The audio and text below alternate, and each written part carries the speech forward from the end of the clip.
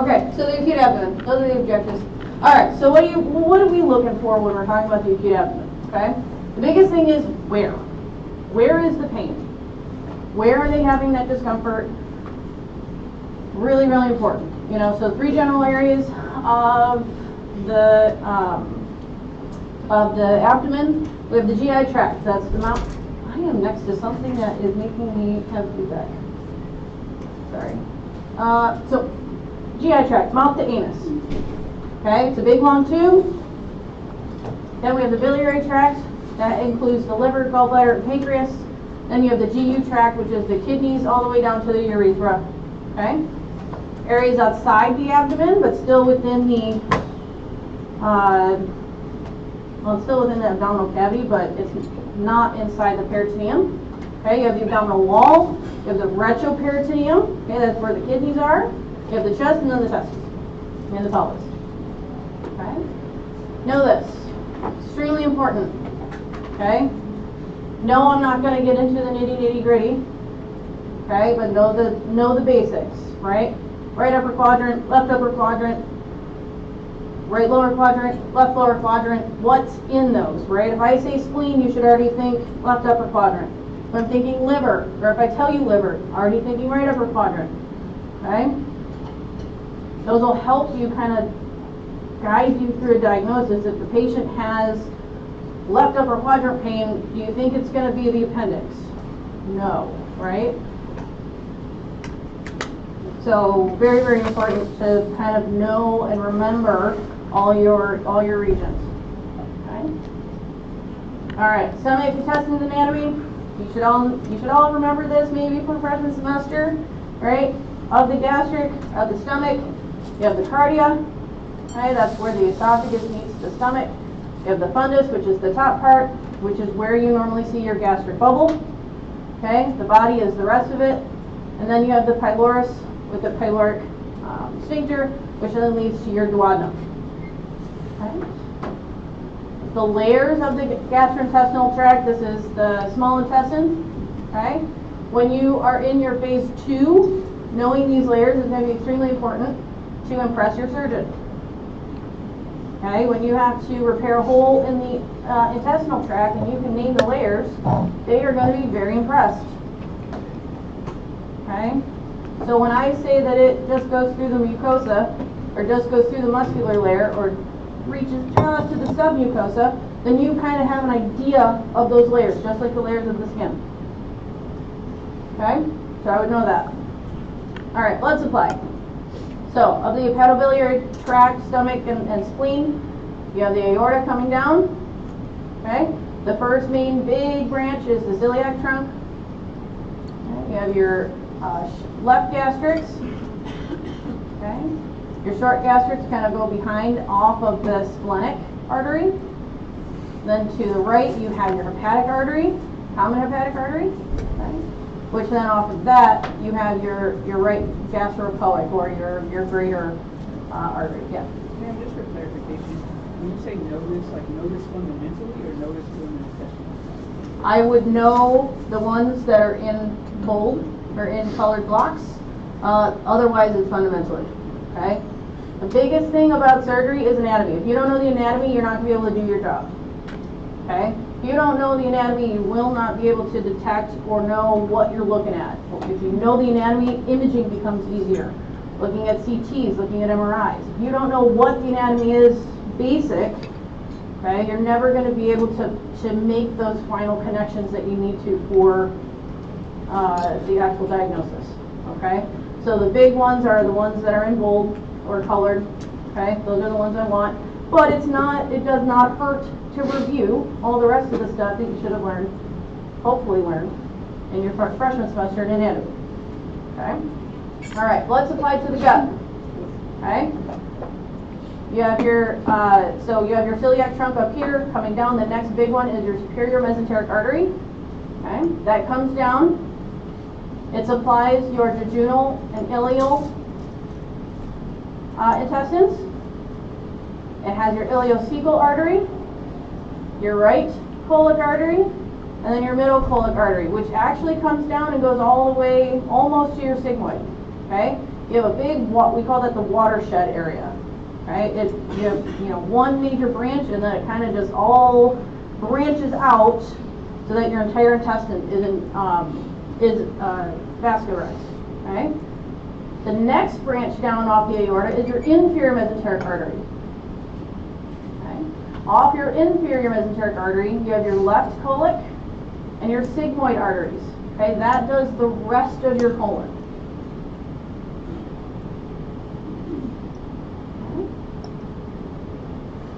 Okay. Any questions on this? Cool. All right. Visceral versus parietal pain. What's the difference? There are differences, okay? When you walk in to see a patient, you have to kind of have an inkling of what type of pain are they actually in. Okay, I'm not talking about is it dull, is it sharp. I'm not talking about where necessarily it is, right upper quadrant, lower, whatever. This is it the viscera? Okay, is it your intestines? Normally, it is dull, it is slow in onset, okay, very poorly localized, because your intestines make up the majority of your abdominal region, right? So one area is very distended, it's putting pressure on those nerves, causing this poor localized pain. Okay? So when you think visceral pain, it's not necessarily pain of the intestine. Okay, our intestines can stretch pretty big, but it's the stretch, that final stretch before it actually perforates, that puts pressure on those nerves, and that's what causes the pain. Okay? Then you have parietal pain, which is more somatic. Okay, it's acute, it's sharp, it's very localized. Okay, this is a direct irritation to the peritoneum. Think appendix. Okay, your appendix is ruptured, you have right lower quadrant pain. Okay, it's an irritation to that parietal peritoneum. Okay, it's not global. Does that make sense? Okay, so when you have parietal pain, you can be like, hey, can you point to your pain? And if they point to it, you have more parietal pain. Versus, yeah, it's just diffuse, it's all over, my whole belly hurts. Then it's probably more visceral pain. All right. How do you identify the acute abdominal pain? What questions are you going to ask in order to try to elicit a diagnosis? Okay, this is not an exhaustive list, but this chart in red kind of gives you an idea of all the things that can cause acute abdominal pain. Again, not exhaustive, but just kind of have in the back of your head of these are the types of things that you should be thinking of depending on the location. Okay, so this list should help you guide you to what questions you need to be asking your patient when you are talking about OPQ or ST or the review systems. Okay, we want to know if they have fever, we want to know if they have appetite changes. Okay, did they have any trauma? Did they fly over their handlebars and their handlebars went into their gut? Chest pain, palpitations, nausea, vomiting, diarrhea, jaundice, hepatitis, gallstones. All those things are very, very important, okay? Then lastly, meds, allergies, past medical history, surgical history, it's the same as everything else, right? The biggest thing, the biggest takeaway is the list of diagnoses that you can then start to think, okay, well, all of these things can cause abdominal pain. What do I need to specifically ask about this in order to help differentiate it from another thing? Okay? Focus exam. Okay, most of the time when you have an acute abdomen, you're not going through an entire, complete head to toe exam. Okay? We're worried about the abdomen, we're worried about perforation. Okay? Begin with vital signs like always. Okay? We want to know the GCS, we want to know their mental capacity, mental state. If it's not 15, then you have to tell me where in the GCS, which if you guys haven't learned about GCS, the Glasgow Coma Scale, thank you, then we'll go through it. But the E is like an eye, like eyes. Are they open? Are they spontaneously open? Do they open to pain? Do they open to voice? Do they not open at all? Next is voice. There's 5 different categories for voice, and then motor, there's 6. Okay? Not necessarily going to test you on GCS this time, It'll be on a future lecture. Distress. Position in the room. This is where you get that, are they sick? What type of sick? This is from the doorway before you even touch and interact with the patient. Okay? Are they lying so still? Any movement. This is when you kind of bump the bed as you're walking in, and if they jump or they scream or they start to cry, you know that it's most likely peritonitis. Okay? Any sort of like I want to say jiggle, but like any sort of movement in their abdomen causes pain. Okay? Or are they restless? They can't sit still. They can't find that position of comfort. They're chronically they're just wiggly, right? They just can't find that position of comfort. Think more obstructive. Okay? Asking them to point to the max pain. Say, hey, did it move anywhere? Did it start anywhere else? Is it referred pain? Okay? Does it radiate anywhere? Divide it into the 4 quadrants. And then you still want to look at their lungs. We may have to do a pelvic exam. We want to definitely look at their back, and we may have to do a rectal exam depending on what type of symptoms and what they answer with to guide us through that differential. Okay? This list, this steps in a physical exam for the acute abdomen is very, very good. That's why I included it. Okay? All right. When we are looking at the belly, looking is always first. Remember that, all right? Always inspect. Okay? Is it flat? Is it round? Is it scaphoid? Is it really protuberant? When they move, is there a fluid wave? Okay. Check for any old surgical scars. Okay? If you find surgical scars, don't just dictate that they have a surgical scar. Actually ask, hey, do you remember what that scar is from? How long ago did you get that scar?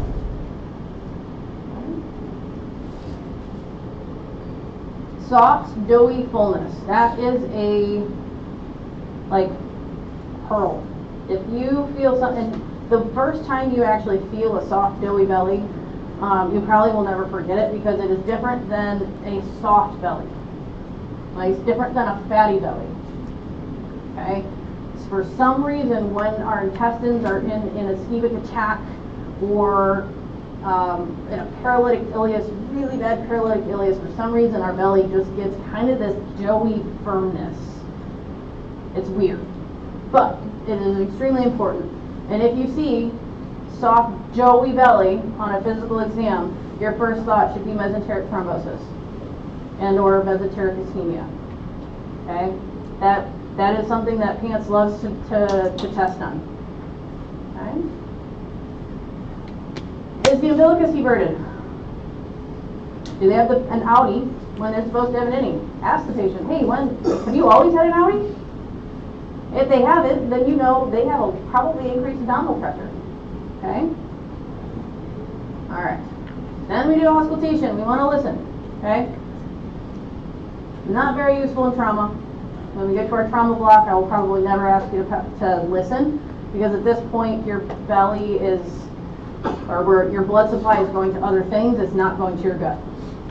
Okay? But when we're looking for an acute abdomen, we do want to listen, and it will kind of give us a guidance on, okay, if the bowel sounds are completely absent, maybe it's an ileus. Okay? Meaning, remember what I said yesterday, it's not moving, it's like shocked.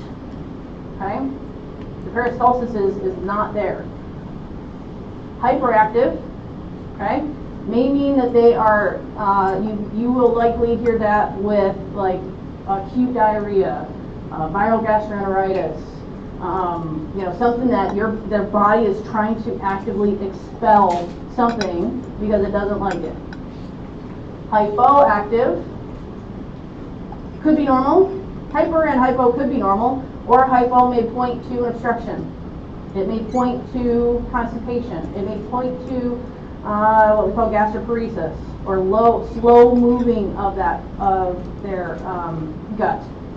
Okay, high pitched. If you ever hear a high pitched, always think mechanical obstruction. Okay.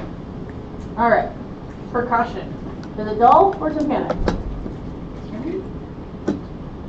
Dull, normally over solid organs. You hear it over your liver, you hear it over your spleen, and over fluid collection. So if they're if they have, if they have cirrhosis and they have ascites, right, and their whole belly is full of fluid, most likely going to be dull everywhere. Tympanic gas. Tympanic equals air. Think of you hitting a drum.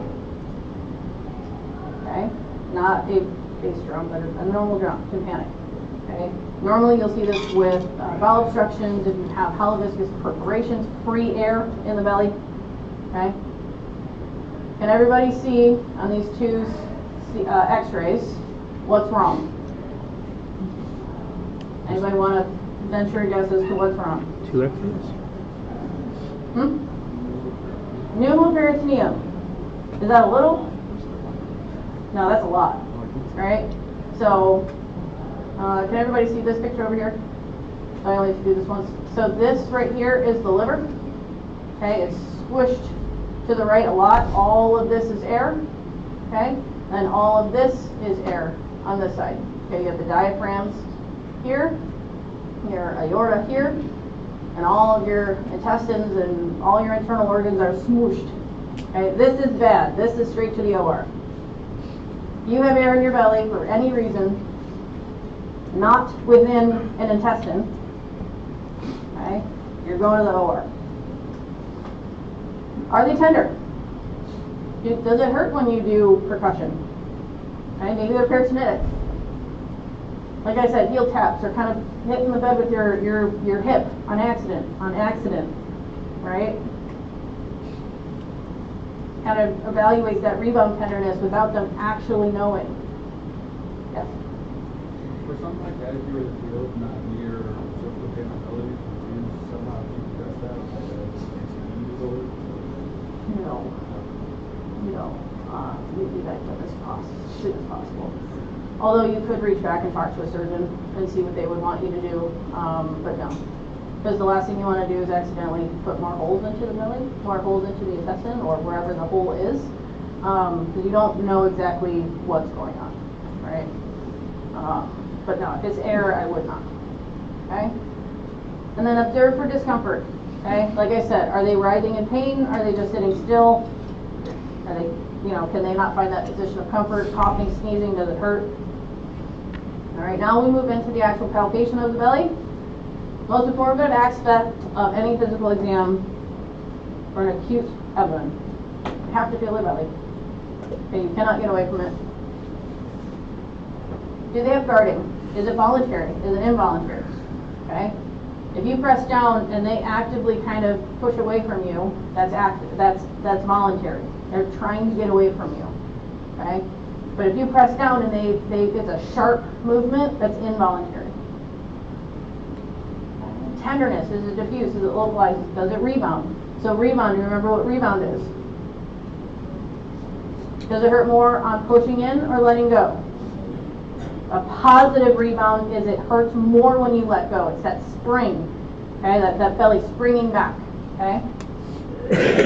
You always, if they have an actual quadrant that is painful, that is the last quadrant you touch. Okay, so if they have a left or a right. Nope. Oh, okay. Sorry, the mic is doing weird things today. Can you all hear me still? Kind of? Okay. So if they have a right lower quadrant pain, I'm probably going to start off with the right upper and go around clockwise and do the right lower last. Try to distract the patient. Okay, if you need to, you may have, when you're listening, try to put, if you're really like, I really don't know if they're actually having pain or not, and you're listening, try to press down a little bit and see if you elicit that pain. See if they grimace. I'm not saying push down a lot, but a little bit. See if they grimace. You're not doing that for someone who's acutely, crying and, that kind of thing. It's one of those cell phone sign people. I remember from a couple days ago. Okay, specific sign. Who's going to tell me what Roving's is? When you push on the opposite side? Yes, you push on the left and it hurts on the right. You push on the right, it hurts on the left. Okay, Murphy's. Right upper quadrant? Okay, right upper quadrant. Push What's down and specific about it? Stop breathing. Yeah, so they stop breathing. So you tell the patient, hey, I'm going to check your gallbladder. I'm going to have you breathe in as I press into your gallbladder fossa. If they acutely stop inhaling, that's a positive Murphy's. Okay, what's a psoas? For lifting the leg.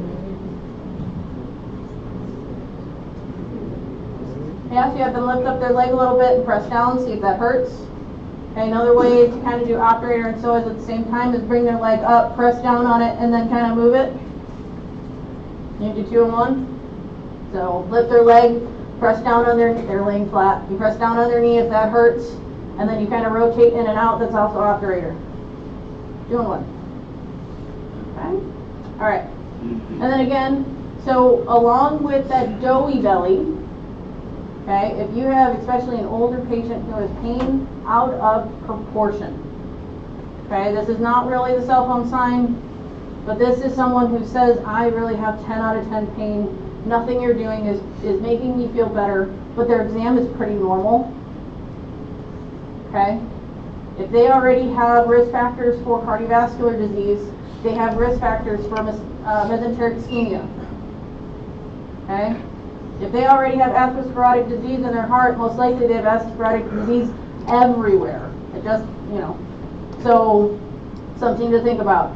Okay, so pain out of proportion, and I've had this. It wasn't necessarily mesenteric ischemia, it was a closed loop valgus, but we'll go through that in a minute. But it was pain out of proportion. He was there for 5 days, and we could not figure out what was going on with him. But yeah, all right. Okay, so when you are looking at the acute abdomen, okay, referred pain is a thing. So we have to check other regions in order to rule stuff out. Pneumonia can irritate the diaphragm, causing belly pain.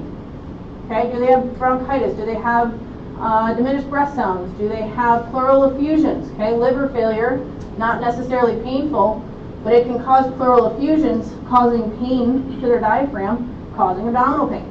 Kind of a big circle. Okay. CVA tenderness. What does CVA tenderness normally mean? Kidney infections, Kidney necrosis. stones or pyelonephritis. Don't know if I heard that or not. Okay. Not necessarily pulmonary, but if they have CVA tenderness, it's still within your chest exam, right? So it's all the way up there. So you got to rule out pulmonary involvement. Genital involvement. So we talked about the upper, now we have to talk about the lower. What's attached? Up and lower. Okay? So general appearance. Do they have lymphadenopathy? Do they have masses? Are they discolored in either of their inguinal regions? Is there edema? Is there crepitus? Is one of their sides of their scrotum bigger than the other? Is it exquisitely tender? Okay, a lot of times males will come in with testicular pain that actually comes in as belly pain first. Okay? They say, I have really bad belly pain, and then you do a testicular exam, and it's like, well, you have a torsion. It's not really your belly. Okay, that's referred pain. Females, acute pelvic inflammatory disease. Okay? Females are really hard because we have ovaries on both sides. Okay? So an appendix can look or be confused with or kind of have the same pattern as a ovarian torsion or a ovarian cyst or whatever. Okay? So we have to be able to rule that out, and we need to know how to do that. Okay? On the pelvic exam, is there discharge? Okay, maybe this is just an STD. And then symmetry, again, is one side bigger than the other? So this is really hard on this picture to see. But you can see here, this whole inguinal canal is really red, inflamed, bruised. Okay, that is not normal. He's got something going on here, most likely a hernia, that's most likely stuck. Okay, again, that is not normal. Okay, that left-sided scrotum is very large.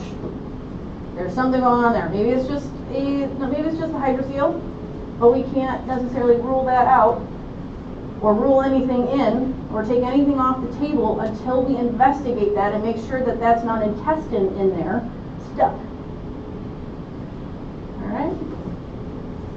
All right, rectal exam. Not everyone needs a DRE. Some do, some don't. Okay? You're looking for external hemorrhoids. Is there rectal prolapse? Okay. Are there fissures? Is there an abscess? Okay? Perianal abscesses, you absolutely have to do a DRE on. External hemorrhoids, you absolutely have to do a DRE on because you have to make sure that there isn't internal. When you're looking for abscesses, you're doing the 360. You're feeling for that foam, that fluid-filled cavity. Okay. And when you're doing palpation, you're looking for the prostate. Maybe it's just prostatitis. Again, internal hemorrhoids, abscesses, and any gross blood. All right. What labs are important for an acute abdomen? What labs do you want? CBC, CMP, UA. CBC. CMP, UA. Oh, look at that. Okay, those are the big things. All right, that takes care of a lot of things. Hematocrit detects significant changes in plasma volume. All right, a white blood cell count, inflammatory process. Kind of gives you an idea of where things are. Electrolytes for CMP, so all your sodium, your potassium, all your electrolytes, your BUN, your creatinine. Maybe this is a kidney issue. Okay, maybe it'll show hypovolemia. Lipase for pancreatitis. Lipase for pancreatitis. Okay, we want to know what the liver function is doing. I may want an INR, I may want a coag count. Okay, if their liver function is off or we suspect that it's a liver issue, you should be getting a coag count. Okay, that's that clotting studies. You don't need that hash mark. If you think you're going to go to the OR, anybody know the difference between a blood type and cross versus a blood type and screen? Use a little bit of the patient's own blood. You're kind of right. Yeah, so now and later versus, right? So screen, that is when that's the blood card. Okay, they put the blood on the card and they see very basic, like what type of blood type you are. Okay, versus the type and cross, it is more involved process, it takes longer. So initially when someone comes in and they're going for an emergent surgery, we do a type and screen, just so that we kind of get an idea of what they have, but a type and cross will happen later at the blood bank to make sure that they have all of the antigens and all the weird stuff that a type and screen doesn't involve. Okay. If they are not giving urine, okay, you want to do a quantitative HCG. If they are giving urine, doing from the urine, that's fine. For anybody who is a childbearing age. Okay. Imaging. What type of imaging are we going to do? EKG. Why? Why do I want an EKG? Yeah. So what is one of the major symptoms of a MI? Stomach pain, nausea, vomiting. Very, very common in females.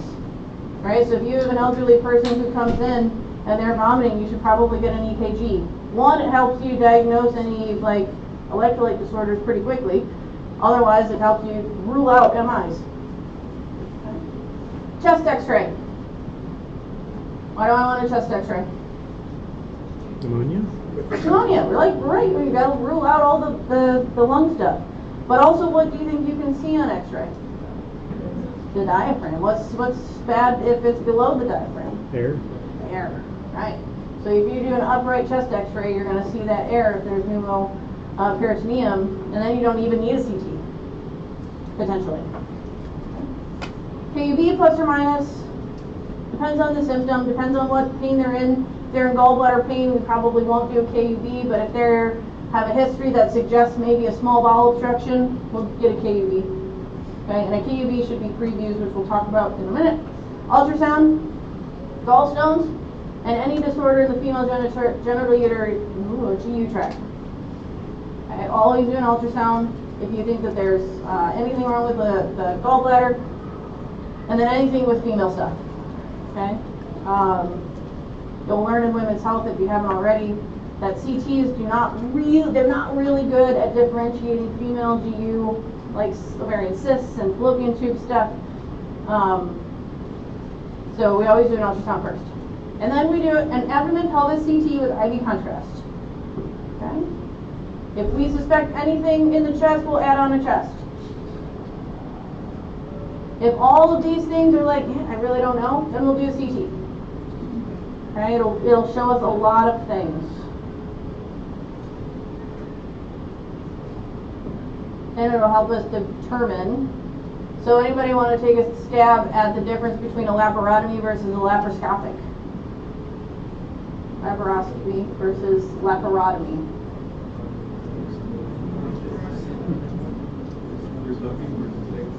Nope. All right, so laparoscopy, okay, with the scopy, think scope. Okay, that's your diagnostic labs. Okay, that's where they put cameras in, your little ports. Okay, versus laparotomy, meaning open, that's your X-labs. Does that make sense? Okay. Yeah, those are words you are not, or that you will hear many, many times throughout the course of this course. So, ma'am, what's an X-lab? So, exploratory laparotomy is what we do emergently, basically from sternum to pubic bone. It lets us see everything within the abdominal cavity, and normally we use it for trauma or if the patient is in extremis. They're dying in front of us, we want max view. It's open, okay? Does that answer your question? Yes, thank you. Okay. All right. So everybody took radiology. This should not be new. Okay, just a little review on how you read x-rays. Okay, always read it in a sequence. Whatever you look at, however you want to look at x-rays, look at it the same way every single time and you will not miss stuff. Or you will miss stuff less frequently. Okay. Adequacy. We want to know adequacy. Okay?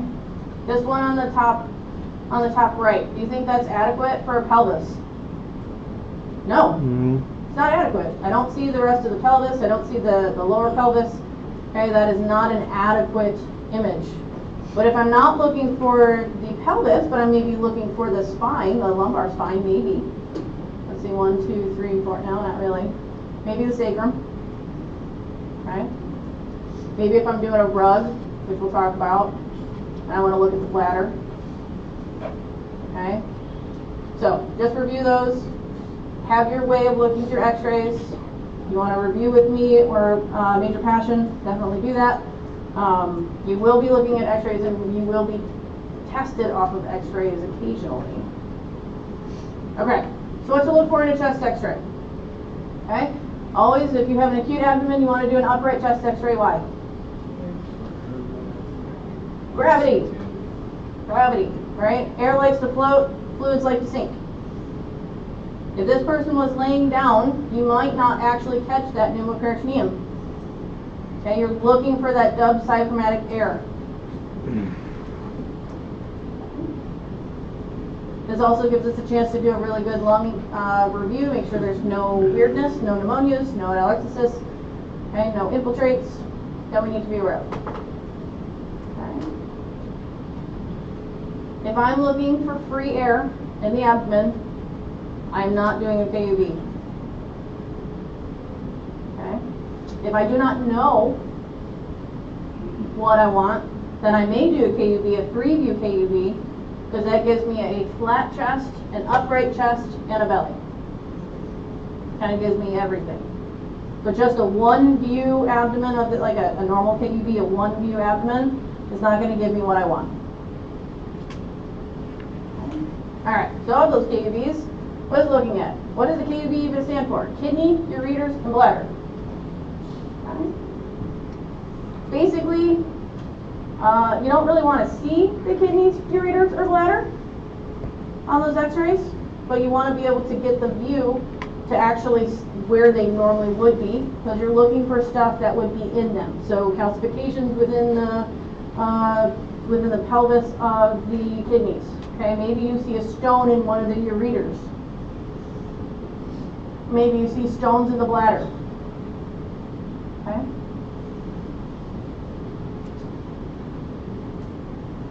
Air, which is black on x-rays. Okay. Normally you will see in the stomach, small bowel, and the retrosigmoid. Okay, so lower down in the pelvis, kind of scattered throughout the middle, and then in the stomach of the gastric bubble. You really can't see psoas muscles.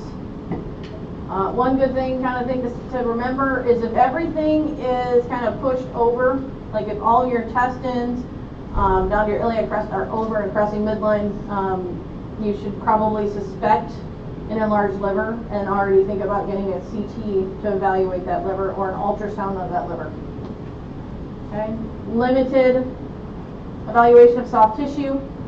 The only real time we'll do an extensive belly x-ray exam is if we're looking for foreign bodies, meaning missiles. Okay, if I'm looking for bullets, I want to see all of their skin, no matter how big they are. And the bowel distension can also be seen for several diagnoses, which we'll talk about. All right, pneumoperitoneum, like kind of review, okay? You're gonna have them do an upright chest x-ray is essential. Air within the left hemidiaphragm. Can anybody tell me if that air right here, it's really hard to see, sorry with that glare. Is that a gastric bubble or is that air in the diaphragm? Air under the diaphragm? On the left. Can you tell? No, No. not on an x-ray, you can't tell. Okay, but what's that? Air on the right?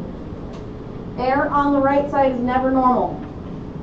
Okay, you should never have a black streak on an x-ray on the right side. If you have that, there's air above the liver and something is not right. Okay. Now, you may have, like up here, the gastric bubble is way down here, okay, on this upright one, but you have a good, full picture of your belly, and you can kind of see, yeah, no, the stomach is really low. That should not be the gastric bubble up in that right side. Okay, everybody see that? Okay. Questions? Okay. All right, intraluminal air, gas, flatulence, farts. No giggles? All right. So clean films. Okay, we want clean films, especially for placing an NG or OG stop off. Okay, we want to know where it ends. Sometimes we'll most likely get away with just doing a chest X-ray. Sometimes we have to follow it all the way down with a 1-view KUV. Most of the air in the GI tract is from us swallowing when we eat or drink. So those people who eat really, really fast most likely take in a lot of air as well. So we expect air to be in the stomach and the colon. If we don't see any air, we should probably rule out a gastric outlet obstruction, meaning there's something blocking food and or air from the stomach getting into the intestines. Something is pushing on that gastric outlet out of the stomach outlet and not letting anything in. Okay? You have a huge gastric bubble that takes up the entire portion of your left side of your belly. Probably not good. Okay? If air is in the stomach and small intestine, but not in the colon, you have to rule out either a small bowel obstruction or a large bowel obstruction. Okay. Large amounts of air is not normally seen in the small intestines. If you see air in the small intestines, you probably should rule out an ileus or obstruction. A lot of the same things. Kind of just gives you a little go by. Alright, so when you're looking at imaging, what do the stomach, small intestines, and large intestines look like on x-rays? So, this is the stomach. This is the inside of the stomach, this top picture. Okay? If you remember your anatomy, all those little grooves are called rugae. So on your imaging, it'll look like layers of tissue. Layers of wiggly tissue. For the small intestines, concentric mucosal folds, stacked coins on their side. Okay, you can see stacked coins. Everybody see that? Okay, and then for colon, you have the haustra, it's segmented patches that are kind of connected. This is not the greatest picture. That's the best picture I can find. But they're, little sacs next to each other. They're not concentric rings like this. It's more like pouches just next to each other and in a row.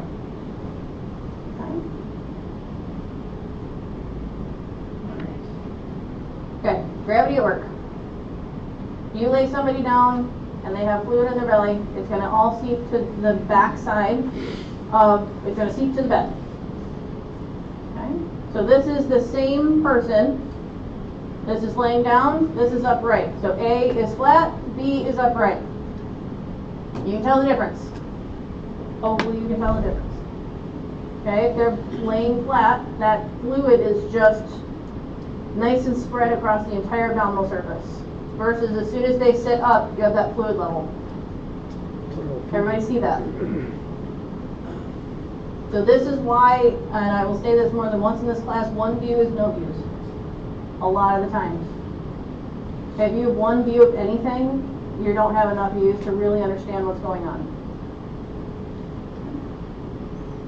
Alright, splenomegaly. Normally not really well visualized. On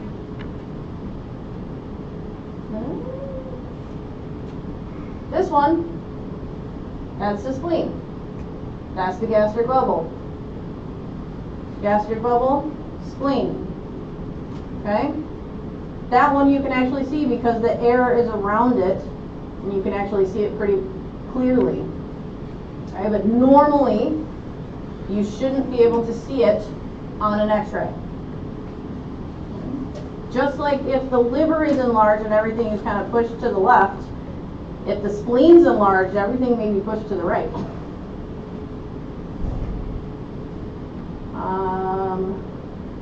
If you feel the spleen underneath the 12th rib, on your physical exam, you really shouldn't feel your spleen at all. Okay, when you go up underneath anybody's rib cage, either in the back or the front, you should not be able to feel their spleen. If you do, it is enlarged, and you have to work that up. Okay. All right, going into a little more calcifications. There's a bunch of different kinds. There's only a few I'm going to make you know.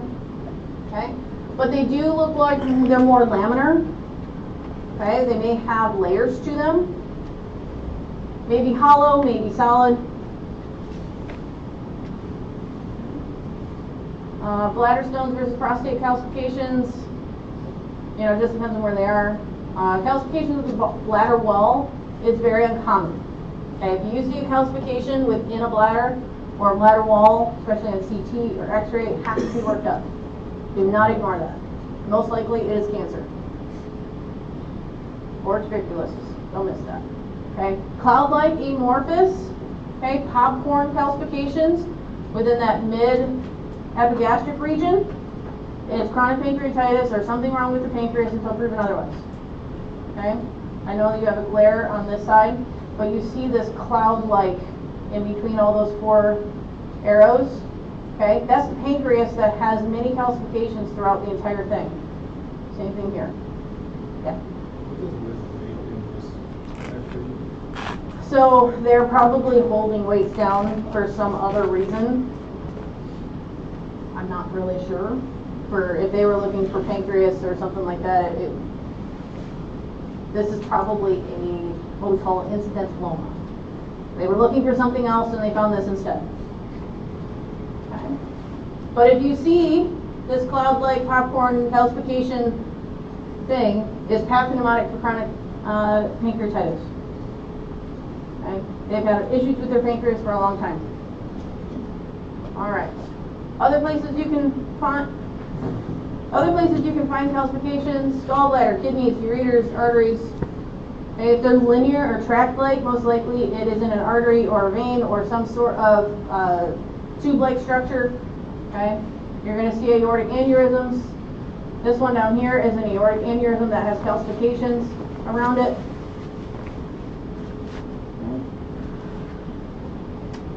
Know the difference between phlebitis and a fecalith.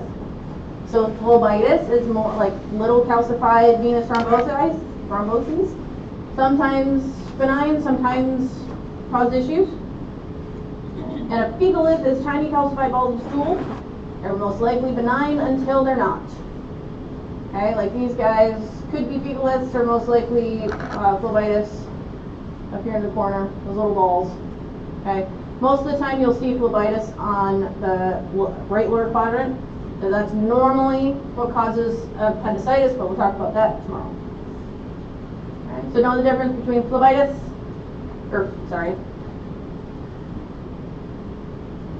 ebolips versus ecolips. Sorry. All right, looking at CTs. Okay, CTs are hard. If I give you a CT, it'll be very obvious what is wrong. Okay. As a student, I'm not going to make you be proficient in CTs, okay? But I know you were taught CTs in radiology.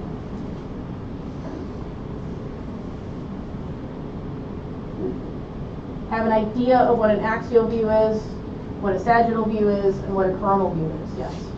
And for a lot of these images, are we going to kind of be expected at an exam to say, like, post-op patient for this type of surgery, and we're going to be given an image and looking for something that might possibly be wrong that would align with that type of surgery? Is that kind of what? Potentially, Okay. but it may not align with the necessary surgery. It may be a chest x-ray that has, following a central line insertion, right? You may see a pneumothorax. What is it? That kind of thing.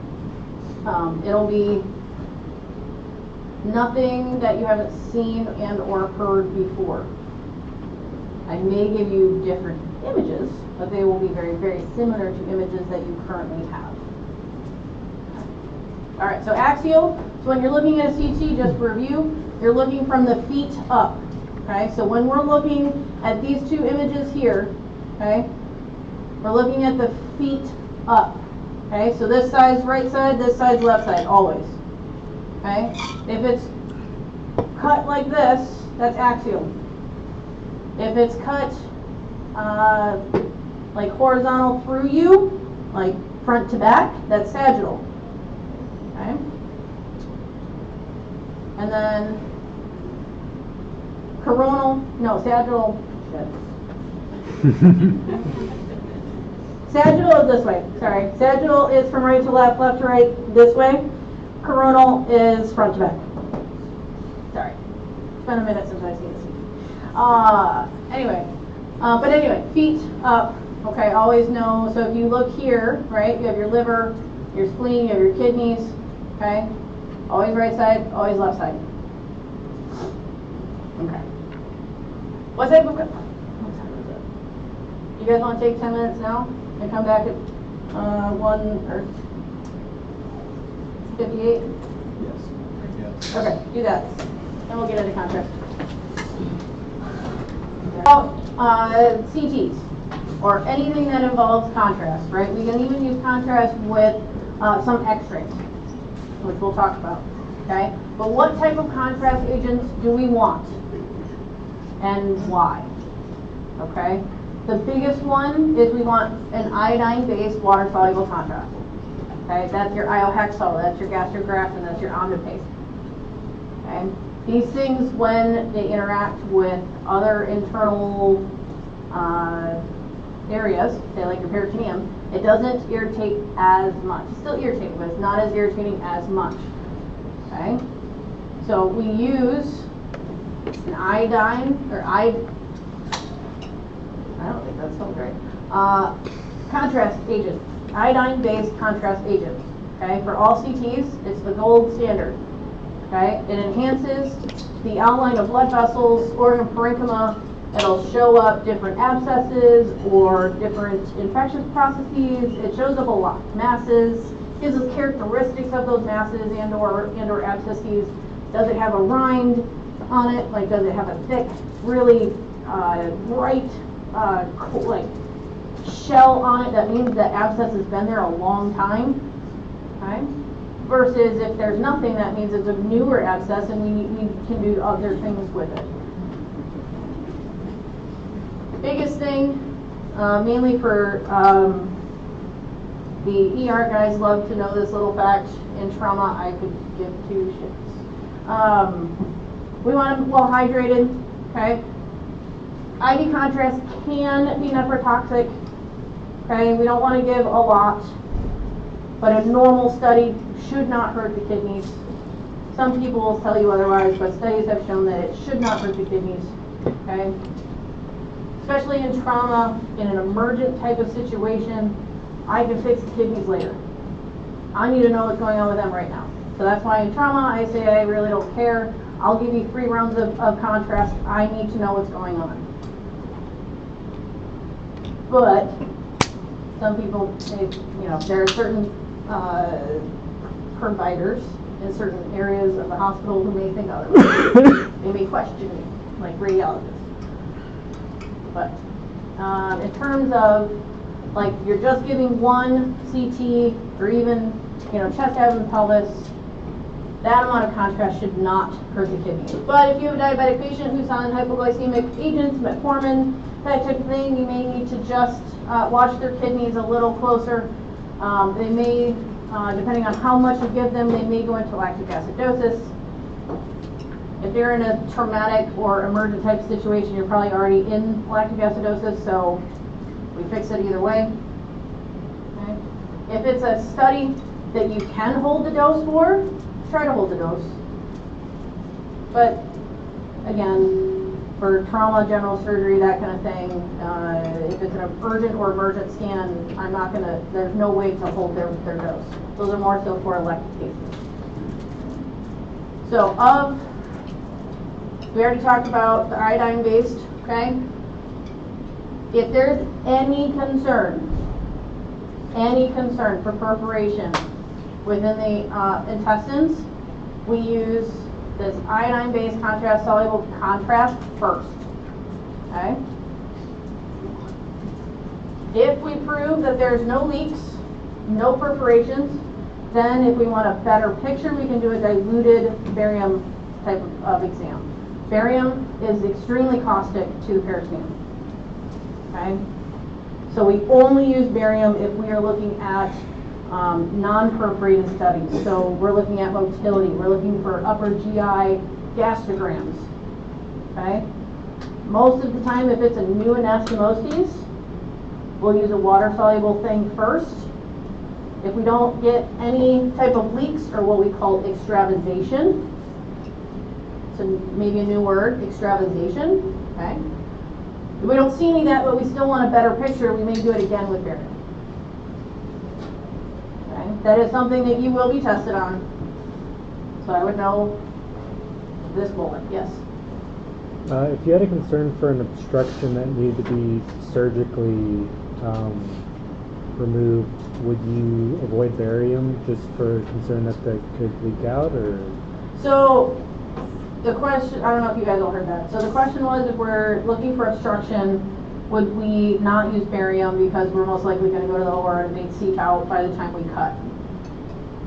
I'm not using barium for any type of acute study like that. Okay? If I'm concerned for obstruction, I'm concerned for perforation, period. Okay. If I'm going to use barium, this is for, I think the only times I've used barium is for periodic esophagograms, looking for motility disorders, seeing if they can actually swallow after a stroke. We use it, so after we do colostomies or any type of small bowel ostomy, so an opening to the skin. Okay, if we're getting to the point a year after their initial surgery and we want to try to reverse it, we may use barium enemas to see, okay, how long of their rectum, how long of their sigmoid do we have? Okay, so it's more for surgical planning versus looking for leaks. Those are really the only 2 times I've ever used them. Okay. Otherwise, we always do iohexol, Omnipaque, and gastrografin. Even with obstructions, gastrografin and Omnipaque are really good laxatives. So a lot of times it'll actually fix the problem. Okay? Alright. So other contrasted studies, like I said, upper GI studies, those are the esophagograms, the barium swallows. Sometimes we'll do an upper GI with a small bowel follow-through. Okay, so they're in the suite for a while. They take the swallow, and we're actually taking multiple X-rays at different points of time to see where it actually is. Okay, especially if we have a suspicion for a obstruction or a pseudo-obstruction, and we're trying to really pinpoint where it is, or like we don't see it on CT because it's not, like we don't see it at transition point, which we'll talk about. Then we actually will have them drink it, and if the contrast makes it all the way to their colon, all the way to the rectum, they can pretty much rule out obstructions. Okay. Lower GIs at barium enema. I've never done an air contrast barium enema, but know that it exists. And then limited barium enemas are really for those surgical planning. But again, if we're trying to rule out any obstructions and or perforations, we use that iodine-based. Okay. So for GU, there's two main ones that we use contrast for. One is a cystogram, or cysto for short. Okay. These are, we use X-rays, so we actually instill contrast into the bladder. We put a Foley in, we put contrast into the bladder. We fill it up as much as the patient can tolerate, take pictures before AP and then oblique to make sure that we see the backside of the bladder. And then we let everything drain out and take another picture, AP and oblique, and this kind of tells us if there's any contrast left over behind the pelvis or behind the bladder in the pelvis, then we have a bladder leak, some sort of bladder trauma. Okay. A retrograde urethrogram or a RUG.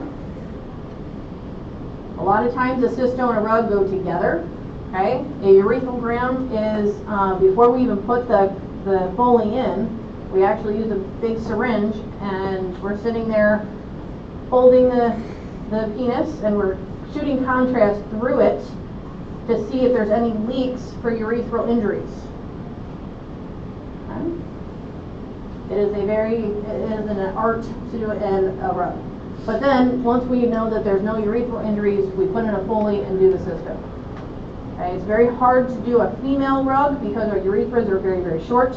It's not unheard of, but normally in trauma we don't do it because they're so short. Okay. Then for GU, for contrast, if we're looking for stones, you do not use contrast. Why? Hide the stones. Kind of does the same thing, right? It's going to actually obscure that stone because on CTs, contrast is bright white. Stones, bright white. You're not going to see them. The only time you'll see them is when it's a complete obstruction and you have a stone and no contrast below. Okay? But normally for stone protocols for GU, we do not use contrast. Alright, here's just some pictures.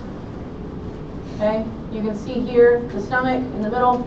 This is the follow through. You can see all that contrast in the stomach kind of going through and into the small intestine. This is a cystogram without, this is a cystogram. This is a little different than an X-ray. This would probably be a fluorescein or fluoroscope or Fluoroscopy? under fluoro, basically. It's a dynamic study where they're actually looking at the urine coming out. Normally on X-ray, it'll be the other way around. The bladder will be bright white and all the rest of the tissue will be a little bit darker gray. This bottom picture here, you can see an aortic aneurysm with the aorta. So you have old clot, and then the actual diameter of the aorta. But then there's some sort of wall abnormality where it's not fully transected, but blood leaked out of the actual aorta and caused clot. So you have an abdominal aorta without any active extravasation.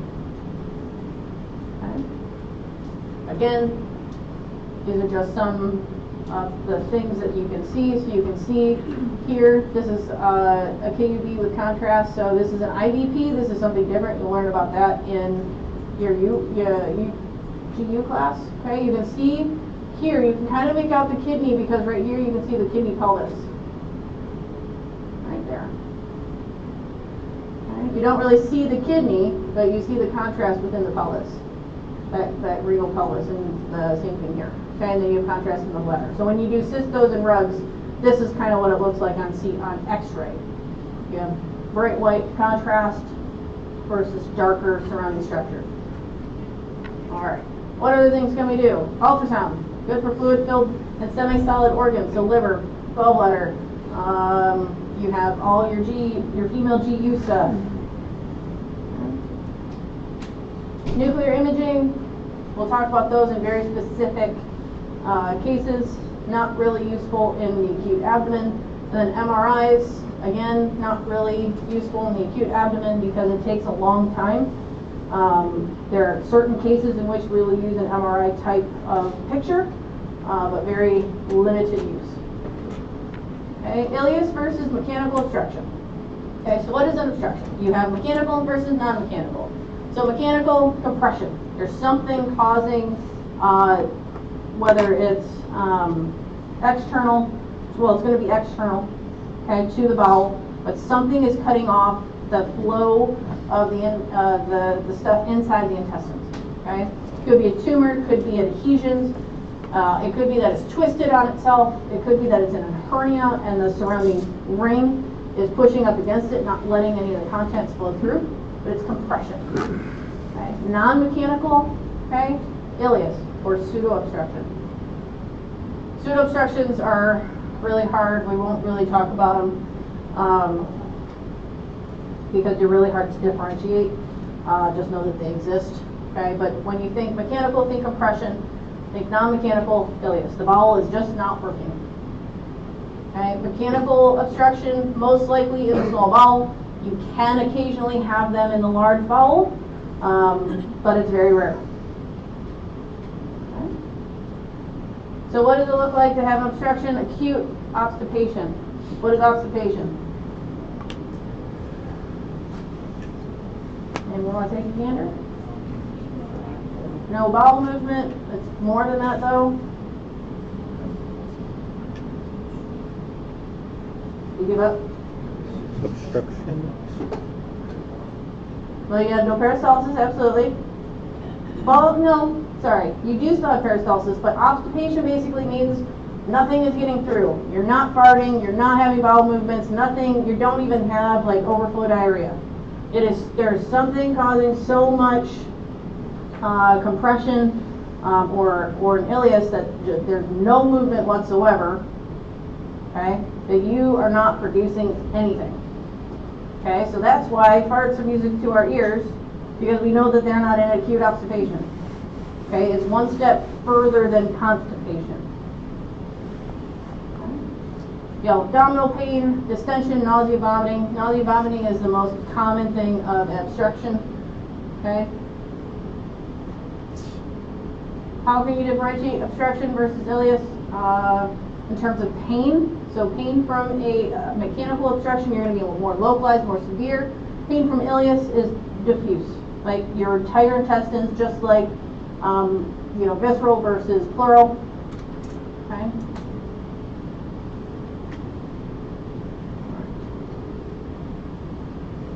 Here on this top one, this top X-ray, you can see the small bowel dilation. Okay, you see those concentric rings. Right, concentric. You have those coins stacked up next to each other. That's a dilation of the small bowel. You can't even see the colon. The colon is not lit up at all. And then this is an air fluid level of the probably the colon. So there's some sort of obstruction probably here. All right. So obstruction. Bowel is occluded at a single point. Very, very rarely do you have multiple obstructions in one patient, like multiple locations. Normally it is one point. Okay? And you see that by imaging, showing that wherever that point is, the part that is further on is dilated. Or no, proximal. So proximal is compressed.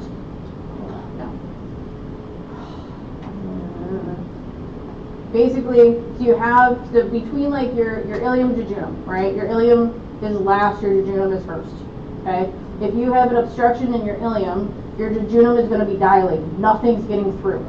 So proximally, it's dilated, okay? But after the obstruction in your ileum, it's going to be compressed because nothing's going through it.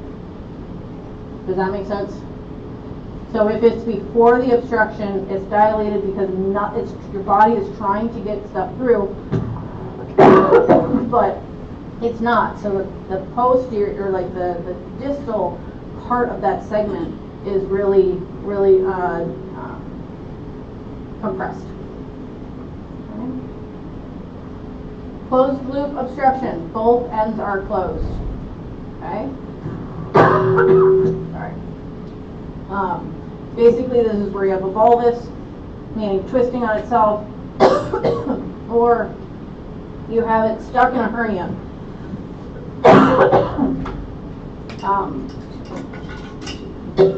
You have two there.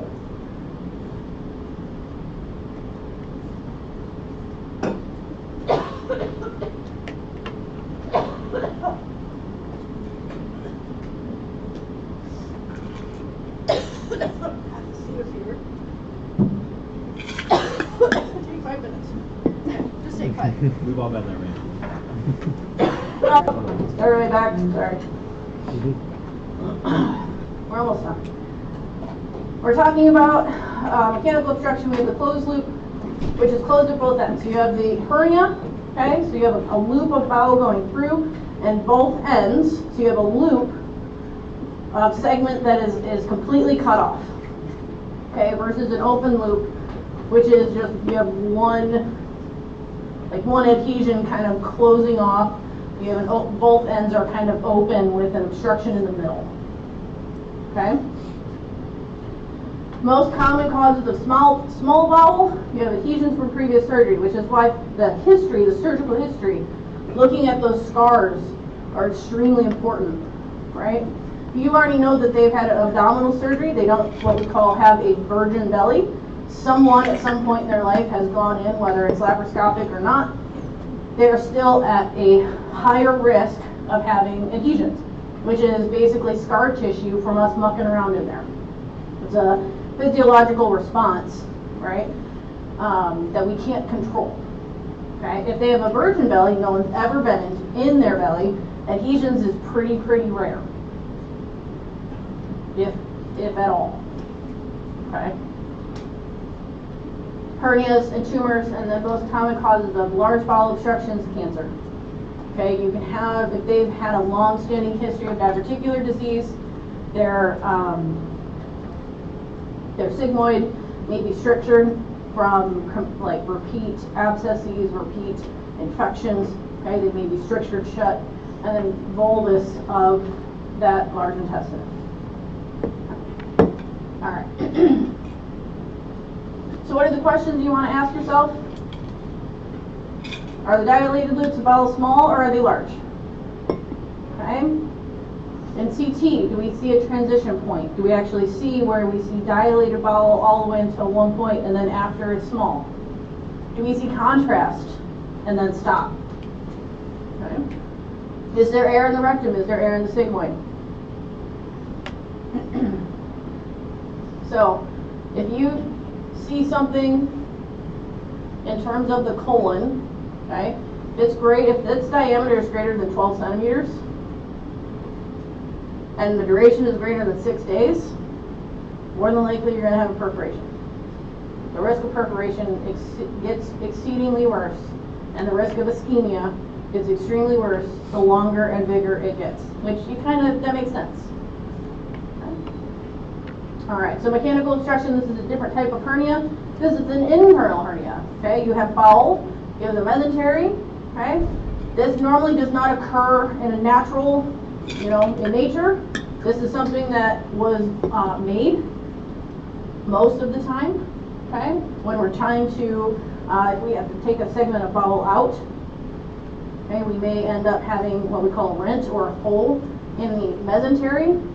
If it's big enough, right, the intestine, a loop of intestine may go through that, like you see here. So that is the mesentery with loops of bowel between it. okay, mesentery loops of bowel. That's actually causing compression and most likely strangulation, okay? So when you're in a case and we either make that or see any holes within the mesentery, we will close those up to try to prevent internal hernias. All right, let's talk about ileuses. These are the most common after abdominal surgeries, okay? Our bowels our intestines do not like to be touched. They do not like to be touched by air. They do not like to be touched by blood. Don't like to be touched by CO2, which we see in laparoscopic, okay? So anytime something comes in contact with the bowels, it will most likely be shocked into a paralytic state, which can last anywhere from a day to 5 to 7 days. It really just depends on how long it takes their body to wake up. So antony of the stomach, small intestines, colon, okay, normally resolve spontaneously in a few days. But these people are going to be nauseous, they're going to be distended, they're going to be belchy, okay, they're going to be burping versus farting. And so we put a nasogastric tube in to decompress their stomach. So this is that low suction, intermediate wall suction, okay? They're not going to be eating, not going to be drinking. They're going to be on PO for as long as this takes for their bowels to wake up. Okay? So if it's more than 7 days, you really may have to think about, well, maybe we need to do TPN. Because their bowels are just not waking up. Right? We can't feed the gut if it's not working. Entereg, I will not ask about this drug really directly. Okay, but know that it exists. You will see it on your general surgery rotations. It is part of what we call the ERAS, early return to activity following surgery. Okay, that ERAS protocol, we use it pre and post operatively to really help keep the bowels active, really prevents an ileus. Okay, we can't do that in all surgeries for urgent and emergent. We can't give them a drug prior to. This has really got to be planned. Okay, so these are really only for elective cases. Okay. All right. Key imaging, okay? For ileus, adynamic ileus, you're really just going to have the entire bowel is really going to be air filled, could be distended, widespread air fluid levels. Okay, so you see this top picture, you have air fluid levels all over in terms of the small intestines. You have a little bit of dilation, okay? No transition point on CTs, and gas is basically all the way through. When you have mechanical, you're going to have multiple loops of dilated bowel, a small bowel, okay? You're going to have that stepways appearance of those concentric coins stacked on each other. On CT, you'll see that transition point. Hopefully you can find it. Sometimes it's really hard to find.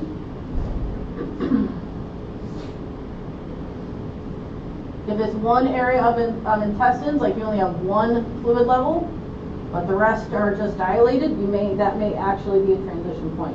That may be where the obstruction is. All right, do you have an adult male who has bloating, abdominal pain, anorexia, and nausea? On exam, he's afebrile, non-peritonitic, but he has a distended tympanic abdomen, no bowel sounds, and a mass in his right groin that cannot be reduced. What do you think you'll find on abdominal x-rays?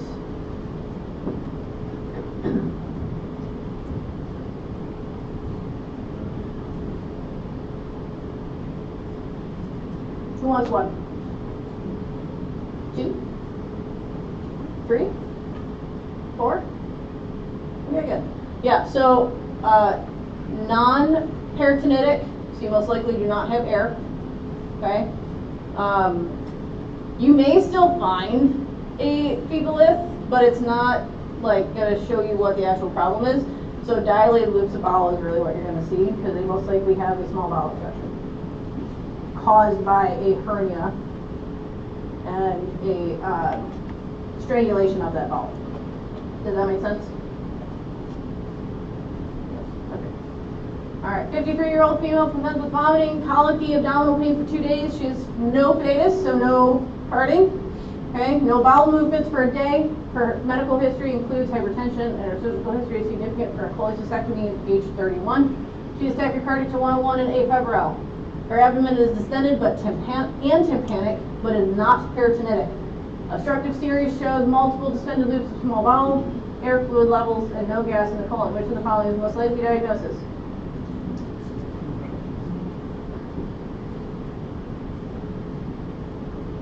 Who wants 1, 2, 3, 4, 5. Good. Yep, small bowel obstruction. She's had a history. What is a cholecystectomy? Removing the colon. Had your gallbladder removed. So someone has been in her belly at some point. Alright? So, small bowel obstruction. Alright. Disposition.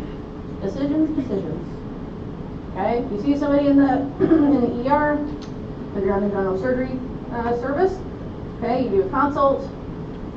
Are they going home? Are they getting admitted? Or are we going to surgery? Okay, this is what you will help them kind of decide what to do. Okay, if they're going home, non-emergent, non-urgent. Most likely they will need a routine outpatient referral to general surgery. Okay, you may be doing this from your clinic. There's primary care PAs. They have a hernia. They have hemorrhoids. They have something. Okay, as long as it's not emergent or not urgent, you can send them for a routine outpatient referral to general surgery. Okay. If it's more urgent, but not like they're going to die in the next week if they don't see somebody, you can call the general surgery clinic and say, hey, I want to see them be seen sooner rather than later. But most of the time, it's just going to be a routine outpatient referral. Okay. Strict return precautions. Okay. They start having fevers in someone who's never had fevers. They start having increased nausea and vomiting. They can't keep anything down. Okay. They're at risk of dehydration. Their pain is intractable. Nothing touches it. Okay. We normally do not send patients home if narcs are needed. Any narcotics. Okay. If you are having to give them morphine, having to give them any sort of Dilaudid, okay, in the ER to control their pain, they're not going to last at home. They're just going to come back. And or they're going to perforate because you missed something. Or we missed something. Okay? Are we going to admit and observe? Like, it's really not really sure what we're going to do. They don't really necessarily need surgery now. Maybe they have a partial bowel obstruction, and we need to watch them. Right? So we're going to contact which service is going to be admitting. The ER doesn't admit. Are we going to talk to medicine or are we going to talk to gen surg? Probably gen surg. Okay? ACD Bendizzle we'll talk about in a minute. And then they're acutely sick. They need surgery now. They have air in their belly. You're going to contact the surgeon or the surgery service. Okay? You're going to make them NPO. We're going to start IV fluids, maybe antibiotics, and the surgery service will start the pre-op ritual. Okay? So, you should know this, especially if you're doing any inpatient type thing, any ER type thing, and you're trying to help admit people. Very good, not exhaustive list, but a pretty good list of things you need to consider. Okay?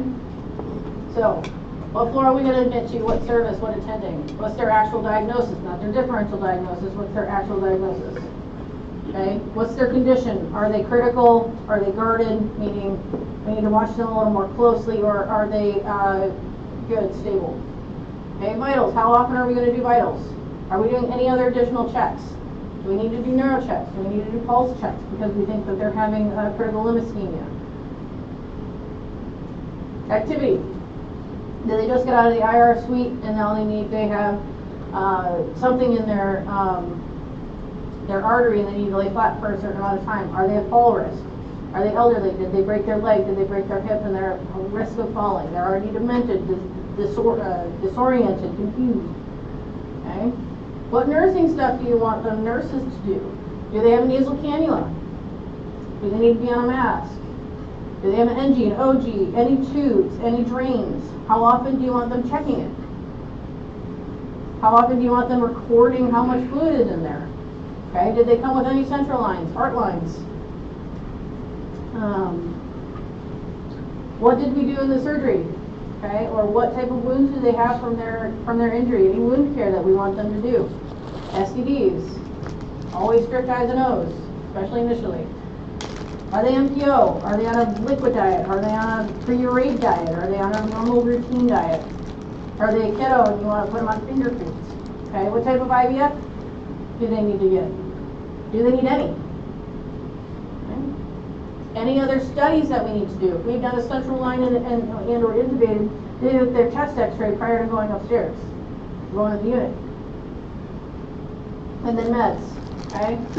Some things that we need to consider for everybody, especially if they have an NG tube in, we may give them anti-ulcer, so like Pepcid or omeprazole or something IV, okay? Anti-BVT, so anticoagulant. They're not at risk of bleeding, but they're at risk of being sedentary and getting a DVT. Do we need to put them on Lovenox? Is their kidney shit and we need to give them heparin instead? Are they nauseous? Do we need to give them anti-nausea meds? Right? So these are all the things that we can talk about, or that we need to think about when we actually go and admit somebody. And then if you admit that patient, make sure that you go check on that patient on the floor. If you saw them in the ED and you're observing them, you go see them in the floor. Make sure that all the things that you wanted got ordered, and that their nasal or their NG tube isn't to continuous max suction. Right? There's things that you check. All right.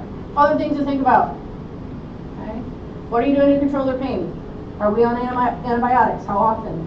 Is it oral? Is it IV? Again, NG tube. What's the suction order? Which fluid is appropriate? What's the rate? Is it actually on? Is it actually attached to the patient? These are all things that have happened. Okay, what other labs do you want? Okay, maybe the coag panel didn't get done. Maybe the type and cross didn't get done. Make sure those are done. And then any other consults. Maybe you have a little old lady and they have a new murmur, or they have a weird thing on their EKG. Maybe we need cards involved. Okay, maybe we need to get IR. What is IR? Interventional radiology. Interventional radiology. Very good. So they do a lot of procedures for us, okay? And then frequency of reevaluation, okay? Again, vital signs, how often are you doing it? If they're in the unit, in the ICU, it's normally every hour. If they're in a step down, normally it's every 2. If they're on the floor, normally it's every 4 or every 8. If they've been there a while and they're pretty stable and they're just there for QT, then maybe it's every day. Maybe it's not every day, because a normal person who goes to outpatient therapy doesn't get their vitals checked every day. All right.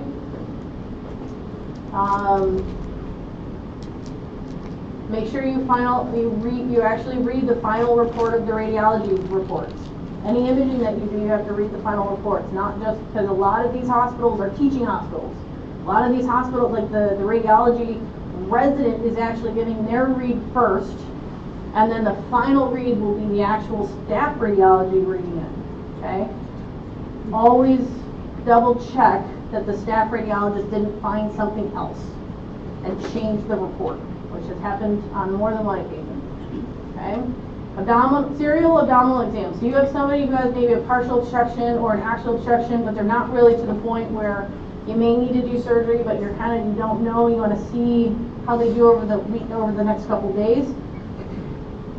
Go lay your hands on their belly. If you're not the one who did it, but you're the one who is doing it that day, you go with the last person, because your exam may be different than theirs. Okay, so if you're doing handoff, the person who did the nighttime abdominal series or abdominal exam is actually like an actual abdominal exam. You go listen, you go feel. Okay? You take the last person who did it, you go do it, so that you know that what you feel is what they felt. The last. If you don't have that, you're going to be like, well, I don't know if this is new to this patient right now. They may have had an acute change and you'll never know, because you don't know what it was the last time that someone touched their belly. Does that make sense? Okay. And then what are you going to do? Prepare for surgery. We need consents. Contact the anesthesia, contact OR team. Normally that's not going to be your job, it'll be the surgery team's job. But if you were on the surgery team job, you may be asked to do that. Okay? We already kind of talked about this a little bit. Right? First day, emergent surgeries. done now or they will die. Alright? I know that the chart says 6 hours, but most of the time this is within the golden hour. Okay? They come in and we need to do surgery. We can normally take them straight up from the bay. Okay? Not, or like urgent surgery is normally done, that should be 24 to 48 hours. Oh, sorry. One deletion too many. 24 to 48 hours, okay? This is, you have an appy, but you've had a busy trauma night, and they can be kind of handled with antibiotics overnight until we can get them into surgery with a full OR team in the morning. We can do that. Ectopic pregnancies, that may actually be 2 hours. Okay, that may be more emergent if they're on track to do a perforation or a rupture. Okay? And then incarcerated hernias, we want to try to get to those before they become strangulated and ischemic and die. And then you have elective surgeries that's anywhere from 48 to a year out, as long as we can get them medically optimized. Okay? All right. Good to know list of specific findings. So these are kind of like your hard signs, your red flags, that if you have these, that if you see these, you most likely are going to go in for an urgent or an emergent surgery.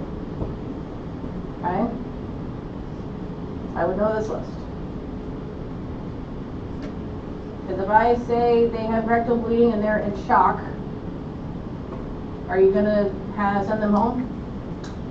Are you going to go outpatient observation? Are they going to just be admitted and observed if they're in shock? No, right? They're going to most likely get an emergent surgery. Okay. Any questions on the acute abdomen? No? I do have some questions at the end. You want to go through them? Sure. Okay. A patient is development. Did we already do this one? Yeah. And that one. This one we didn't do. Which of the following is not a common cause of small bowel obstruction in pediatric population? We didn't really talk about this, did we? One. They're not. Is congenital atresia, meaning strictures, are they common in kids? Most likely when we find them, right?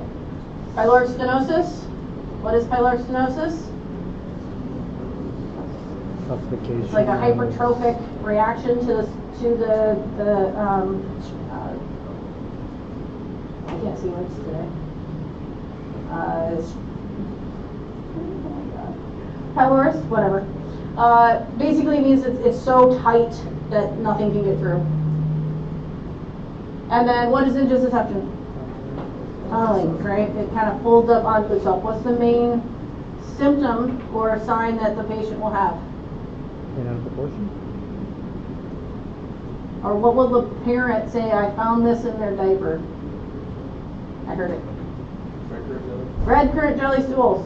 Pathognomonic. If you see a picture or a question on the pants that says red currant jelly stools, intussusception should be your #1 diagnosis. Okay? What's the pathognomonic for, or what's the pearl for pyloric stenosis? What's the age range? Maybe 4 months? Anywhere from 2 to 4 months old? What symptom do they have? Vomiting, but what type of vomiting? Projectile vomiting, right? Nothing stays down. They are just projectile vomiting. And what do you feel on exam?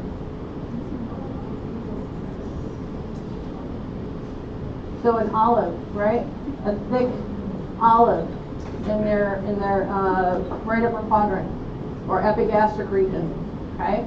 If you see those in a question, on exam you have an olive-shaped structure mass in their epigastrium. Their parent is complaining of projectile vomiting, and they're 2 months old. Pyloric stenosis. Okay? So the answer 1?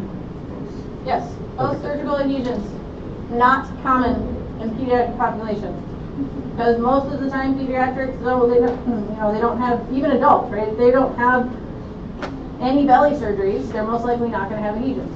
Kids should not have had surgery. Some do, but the most unlikely cause of small bowel obstruction in kids is post-surgical adhesions. If they've had surgery, then that changes. Does that make sense? Not the greatest question.